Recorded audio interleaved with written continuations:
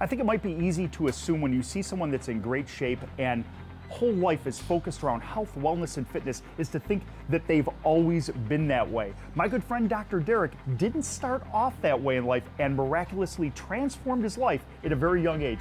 Doctor, share your story with our friends out here. Chef, I'm the least likely person ever to do what I do for a living. Growing up, I was the heavy kid, I was the overweight kid, I was the fat kid. I was the kid that not only wasn't good at gym class, I was the kid that didn't want to even go to gym class. I could never do a somersault, I could never climb the ropes. One of the things though is, looking back at it, my mother tried to get me to be more athletic even at a younger age. Oftentimes she tried to bribe me by buying me video games if I even lost some weight. In fact, one time she said she would buy me 2 video games if I lost 20 pounds. I think my nutrition was always poor from the get-go. And one of the major turning points in my life was the fact that I had a terrible intolerance to milk. I couldn't clear my throat for probably 3, maybe 4 years.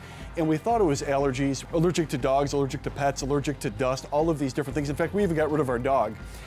It turned out I had an allergic reaction to milk, and I didn't know it. I used to drink a lot of milk as a kid, probably about 1/4 to 1/2 gallon a day. In 1988, I saw an allergist who recommended that I cut back a little bit on milk, and when I did so, post-nasal drip went away. I was able to clear my throat. Around the same time, I actually started lifting some weights, figuring if I was gonna be the fat kid, I was gonna be the strong fat kid. So I started lifting weights, stopped drinking milk.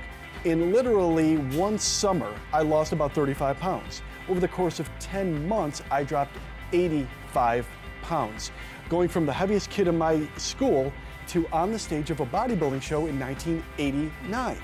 And from that point forward, I thought I was going to be a dentist. I wanted to go to dental school. I really wanted to be an orthodontist. I didn't go to dental school because it got interrupted before I got there. What actually happened was I got myself in pretty good shape after this bodybuilding show. And a gentleman who was 42 at the time that I was 18 asked me if I would start helping him get in better shape. I had no idea what he was talking about.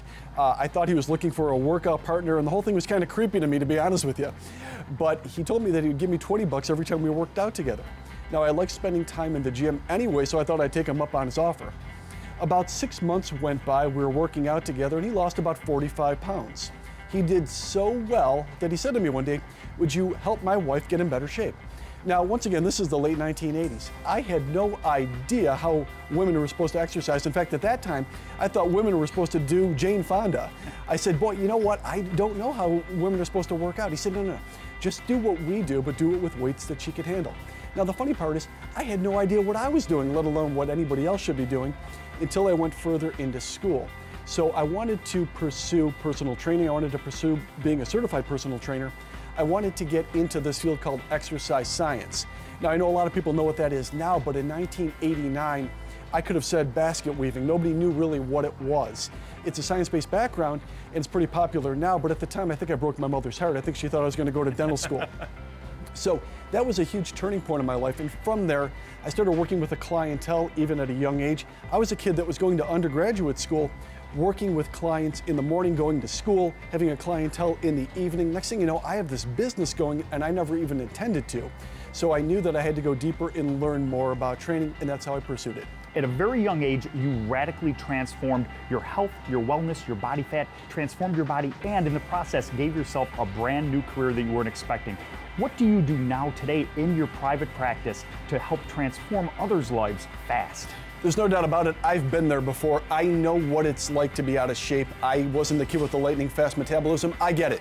I know what it's like to struggle, and I think deep down inside, I'm still trying to increase my metabolism. I'm always worried about my body fat. I don't want to go back to where I was before, so I want to be so consistent. I don't have an abundance of time to exercise, so I want to make every second count, get productive exercise, at least 4 times per week, increase my lean muscle tissue, and when it comes to nutrition, balancing blood sugar. If I can do that, I will keep my body fat at bay. I'll have a lot of energy to keep up with my 3 kids and run a successful business, all while encouraging others to make the most of their life and keep it fit. Amazing transformation process, really very cool. At such a young age, you're able to take charge of your life and turn things around. Now it's time to head over into the pantry, find that one thing in your pantry that's bad, get it out, and put the right replacement in so it can really jumpstart your new healthy kitchen. Let's go take a look.